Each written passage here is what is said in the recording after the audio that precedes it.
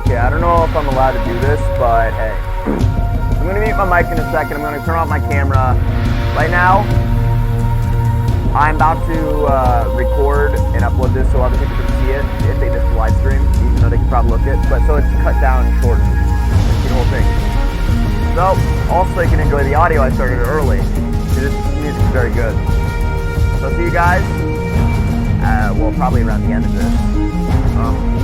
Yeah, once the music starts looping, I'm gonna probably turn off my camera, basically mute my mic, and then you're gonna be able to watch the rest of this. Literally 5 minutes, well 6 minutes technically until, you know, the whole thing starts. So, hope you guys enjoy this. I'm not really doing much. And yeah, I just don't really see my face as often as I did before. So, make sure the audio's not to loop. I'll see you guys later. Enjoy the rest of this while you can.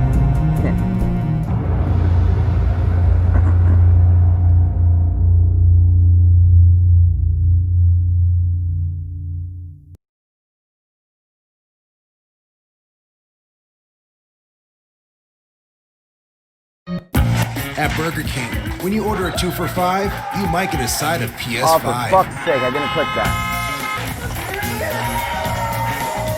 2 for $5 mix and match. Buy and play game in-app for a chance to win.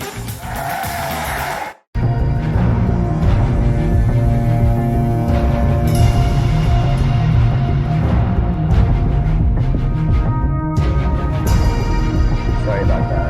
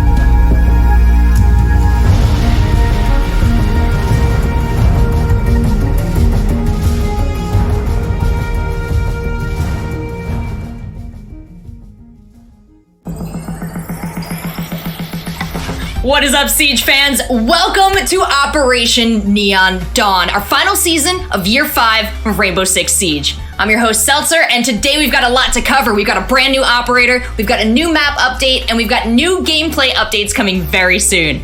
But before we get a deeper look at the new season with our development team, we've got Chris Waters from Ubisoft News here with the breakdown.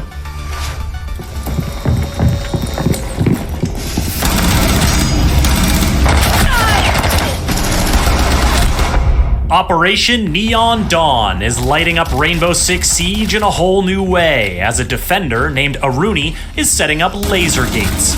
Angry laser gates. Look, I know they seem cool and kinda synth-wavy, but attackers, please don't touch them. I promise you it's for your own good. These gates have it out for drones, utility projectiles, and anyone on the attacking team, making Aruni a powerful architect of defense. Neon Dawn is also bringing a skyscraper map rework, as well as some key gameplay updates, including a nice little upgrade to Hibbana's X-Kairos launcher. As the final season of Year 5 of Siege, Neon Dawn is definitely going to punch above its weight. Aruni is a medium speed, medium armor defender from Thailand who can slow down, stymie, and seriously singe attackers with her Surya gates. She can drape them over a soft or reinforced wall, set them up on windows, or use them to protect hatches, and they will completely cover the area. When she deploys them over doors, however, they leave a gap at the bottom for drones or nicely aimed projectiles. Attackers will need to take advantage of that gap because the laser grid of a Surya gate will destroy any drone or utility projectile that hits it. And if an attacker touches it, it'll take a substantial bite out of their health. See, when a Surya gate destroys something or zaps someone, it deactivates temporarily to recharge. So, once an attacker uses some utility like a grenade or a gadget, or burns some of their health to take down a Surya gate, that doorway is just a doorway again. Keep in mind that there is a short delay from zapping something to deactivation. This short delay is all Aruni needs to get her speedy P-10 Roni submachine gun or her big bad MK-14 EBR marksman rifle trained on the door in question. The first DMR to be wielded by a defender is not to be taken lightly, and Aruni always has her PRB-92 sidearm standing by for close encounters. Influencing where encounters happen is one of Aruni's biggest strengths, as her Surya gates help the defending team reconfigure the map to their advantage. You see, while attackers get hung up dealing with laser problems, defenders can waltz right through. The Surya gate turns off when a defender is close, making them perfect for protecting your rotation holes. Just be careful not to set up an ambush too close to one while an attacker is nearby, or you may give your position away by turning off the gate. Even if the attackers do shut down a gate, Surya gate generators are indestructible, but while the gate will recharge, it won't reactivate automatically. Defenders will have to wait until the sparking effect stops and the generator flips open again. Then they'll have to shoot it to get the grid back online. Surya gate active! And if Aruni ever decides to shift her defensive focus, the generators can be picked up and repositioned at will. The power of the Surya gates to disrupt attackers' plans and movements, plus the added barbed wire or proximity alarms in her secondary gadget slot, make Aruni a formidable asset to any defending team. Oh, and one more thing. You've seen that Aruni's prosthetics give her melee attack a little extra flair, but on the test server, she'll have some extra destructive power as well. PC players can download the test server for free and take Aruni's wall-bustin' left hook for a spin. Just be sure to send the dev team some feedback and let them know what you think. Reloading ammo.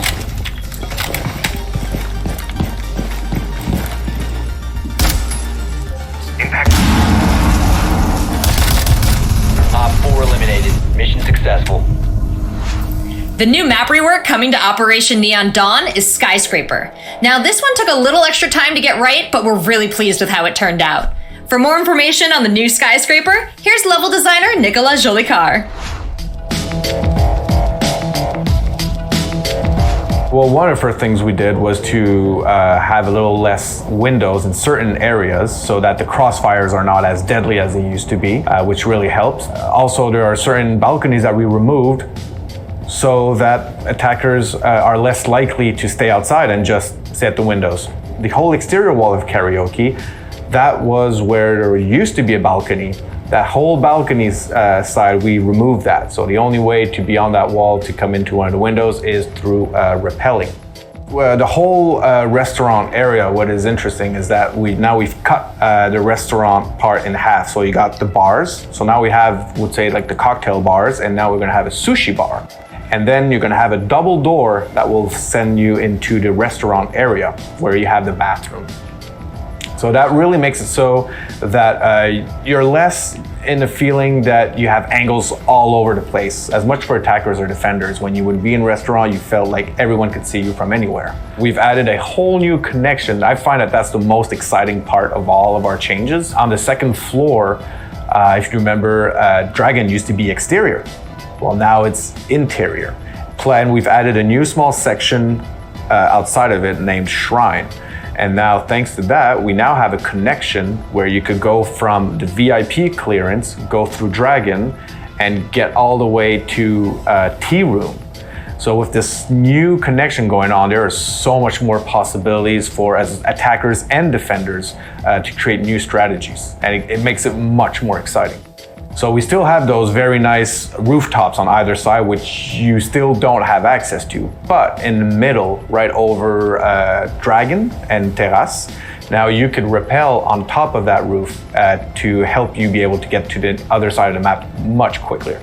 If you remember correctly, bedroom and bathroom used to be a little claustrophobic. Now, which is fun with the new layout that we got, it's still sort of similar to what we have, but it breathes so much more. And you have new ways of attacking it now. So you've got an entrance from delivery room that now has a destructible wall with it. There was something that no one enjoyed. If you remember correctly, there was the back stairs where all you had to do was stay down on the stairs and you could see underneath the barricades of the door and you could shoot anyone that was coming through there. Well, now that's changed and there's no more of that going on. And it was like, it's a slight change, but it really makes a huge difference. Thank you, Nick. Next up, we have game designer Emilian Lemay and our writer Gary Astleford to tell us more about our newest defender, Aruni. Core aspect that we want for Aruni is to be an architect of defense. It is a role that emerged in Siege very early. Mira, Castle, and also Smoke was also dedicated to that due to the combination of SMG and shotgun. And that specific role is something we really like in defense, and we wanted to make a new one that would join this club of operators that we call architects. Going with this laser gate, with this proximity detection, means that if a defender gets close, the laser can turn off. So it is not a symmetrical relationship like with Castle. If I block a doorway with Castle, I block it for everyone. With Aruni, I can block a rotation, use it as much as I want, and the attacker is going to have to face the challenge, not me. It's a layer thing. You have the wall, you have the reinforcement, and then you have the laser grid. So you can have all three of them at the same time. You can breach the wall, and then behind the attacker is like, oh well, now there is an Aruni gate that is also preventing me from moving forward. So an extra step for me to deal with. Same thing for hatches. You can have the hatch reinforced and the laser underneath it. The choice is going to be important. Going for a wall will oftentimes mean using more of them. If you're in consolid garage, you can do that, but that's all of your gate for just the wall, instead of protecting kitchen or server with it. We want you to make choices. We want you to be able to protect walls better, but doing this brings a diminishing return. The interaction of the laser is a critical component, so we wanted everyone to be able to deal with lasers. We want to always have an option, or almost always. The level of safety provided by Aruni is not the same as Castle. Those two, we wanted those two to be very different, but this thing does not block bullets, does not block vision, and technically doesn't block people either. But it's, again, a deterrent. You need to play on the mind of the attacker to win this, not just on, okay, this is blocked. The point is, we don't really want this, okay, I'm tossing my utility there, it's done, I'm doing something else. No, it's like, okay team, we're going to go through that door and secure the floor together, and once that's done, we can move forward. So we want Aruni to create those moments again and again during a round. It's something that creates moments, 30 seconds window for the attacker to execute, the same way they would on an objective round. I was waiting for you. Techonka is a great way to just push through the gate, take the damage and soak it with the extra health, and at the same time, surprise the defender because you did something they'd probably never expect. Aruni is both an easy gadget to get rid of and also a big challenge to actually maintain this state of it's no longer there. Considering the character we made, we allowed her to have like a stronger punch, and when she does melee wall, she creates openings. Not big, like shotgun shell size, but you can absolutely make your own rotation in your Aruni. So as an architect, without that option, it was either secondary shotgun, which we already kind of have in a few operators, or primary shotgun. And if you want this architect role, primary shotgun would be mandatory, and it would be a bit disappointing for us to not expose other things. Right now we can. So we went with two options, one that is more of a classic defender way to do things, the P10 Roni. But we also are trying something new here, and we're bringing a DMR in defense. She has access to the MK14, and I'm really curious to see how that goes.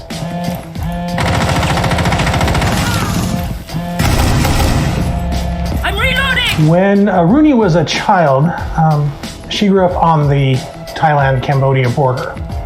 And her little sister was playing and detonated a mine that had been unexploded. And it took her sister's life. And that was a pivotal moment in her life because it allows her to focus more on charities and making sure that doesn't happen to somebody else.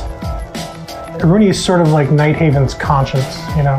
She lives a very austere lifestyle. She doesn't spend a lot of money on herself. So she finds places to spend that money where it will do the most good. The other reason she joined Nighthaven is because Nighthaven has access to a lot of cutting-edge technology. And as somebody who uses prosthetic limbs in her day-to-day, she's really interested in making sure she has cutting-edge technology when it comes to prosthetics. Aruni and Thermite were working on a joint operation in Thailand, tracking down a weapons ring. And during the course of that investigation, there was an accident and they were both seriously injured. Aruni more so than Thermite. I can't talk too much about the details of the accident, but I can assure you they will be revealed in the future. We are looking to have a lot of inclusivity and diversity in all the operators that we've got coming. And so in those cases, we are doing our research and we are talking with consultants to make sure we're sensitive to these issues and we present them in a good light and that these characters are relatable. Thanks, guys. Emilian will also be posting in the upcoming designer's notes about our plans to address the 20-second meta. You can find those notes on Rainbow Six social channels and our website shortly after the stream. Now, last season, we introduced our accessibility tab, and with it, the ability to change site colors and opacity. This season, we're very excited to expand our accessibility features with new communication options, including voice-to-text and text-to-voice. There are also a bunch of gameplay updates coming with Operation Neon Dawn. Here to discuss further are David Perpignan and Aurélie Devant. Spawn picking and runouts are very frustrating for most players and especially newcomers and intermediary players, but because they don't have the knowledge of the map and also not enough coordination. Defenders going outside is not a problem for us, but it should be more risky. So it's for this reason we reduce the outside timer detection. So we reduce to 1 second. But I think this shorter timer will help the attacker player to manage better their attack and also reduce the negative impact to be killed by a runout very early in the round. So defender have to commit to their runouts and attacker could react much quicker. So I think this change should be fairer for all players. Currently, Jager has a pretty dominant position on the gaget utility meta. That is a meta that has been very present on Rainbow Six for some time now, so we're taking some actions in this matter. If we are able to modify Jager's behavior, we may be able to modify a bit the distribution on projectiles and utility. The new ADS won't be able to catch 2 rounds consecutively. After destroying a projectile, the ADS will remain disabled for 10 seconds, so this is a big change. When the disabled time ends, the ADS will come back to the active status and will be able to catch projectiles again. The counterpart of this change is that the ADS will have infinite charges, so you have a cooldown after catching something, but you cannot catch one after another. Jager is causing now a lot of pressure into the economy of projectiles for attackers, so we're expecting a bit of a change here. Right now, you shouldn't need as many projectiles as before to deal with him, so we expect to see a bit more of variety on the attacker sides in terms of projectiles and secondary gadgets. Jager is not the only change we're going to do for the 20-second meta. During this season, you may expect more changes from the balancing cell regarding this matter. With the recent release of Ace and the Hard Breacher, we wanted to take a look at the whole ecosystem for breachers in the game, and we decided to make some changes in Hibbana. So we are tweaking a bit the resource management on her to give her more functionalities. Now Hibbana will be able to choose how many pellets she wants to shoot with the X-Kairos launcher. We'll let the player choose between 3 options. They can choose between 6 pellets, 4 pellets, or 2 pellets. Now Hibbana is going to be able to be more flexible and have better choices during the match. The fact that the resources are more distributed will allow her to react specifically to its circumstance. For example, if you are facing a castle, you can choose to shoot only 2 pellets and you're going to save a lot of X-Kairos into your pocket. And if you found a hatch that it's just reinforced, you choose to shoot 4 of the pellets and you'll break it. Hibbana has been known for a long time as the queen of the hatches, and we're trying to reinforce that role right now. Right now, Echo is a super strong operator that ends in the status of ban or pick. It's hard not to see him on a match of Pro League if it's not banned, and we think we need to take extra steps to fix this. The current yokai drones for Echo are a drone that you can throw and attach to the ceiling, and they become invisible once they are not operated, which means that it's pretty hard to spot. The new yokai drones won't be using the invisibility system, so when they are deployed and they are attached into the ceiling, they can still be spotted by other operators and destroyed. Let's say it's a bit easier to find them. Echo could still play as it plays right now, but he will need to be a bit more careful with the drones. A bit of map knowledge is going to be a bonus for Echo's players, because you need to hide those drones from the attackers, and that's important. He will need to invest more time on the observation tools, and for compensating that a bit, we are bringing back the shield to his loadout. Aruni and the rest of Operation Neon Dawn will be live on the test server tomorrow, November 9th. So please play, have fun, and send us your feedback. We'll also be sharing more news shortly about Siege on next-gen consoles, so make sure you keep your eyes on all the usual Siege channels. Thanks so much for watching, and now back to the EU Major.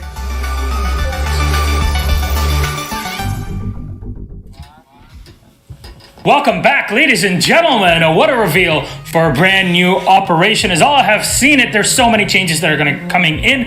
As you see, we're getting ready for our grand final. Before that, we're going to have a chat about it all. Ladies and gentlemen, today you look also beautiful and ready.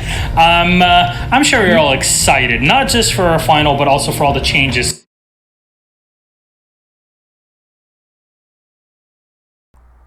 Okay, hopefully you guys enjoyed that. That was only 25 minutes. That's shorter than what they did for Shadow Legacy, which I didn't record. Shadow Legacy was, I'm pretty sure, 45 minutes. No, it was 30 minutes exactly for the actual reveal trailer.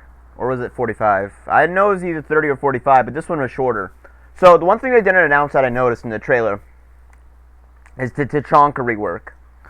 I don't know if they will end up having Techonka get reworked in a matter of, how to put this. Yeah, I don't know if they're going to make the Techonka rework happen in mid-season or if they're going to do it at the beginning. I hope it's at the beginning, but it would probably be much better to do it mid-season. But as I stated before, since there's not as much going to be changing of this season, much better to release him during the season, which is what me and some other people online have been saying. A lot of people want him now, but it's better to have him later, which is this season that's coming up. Neon Dawn.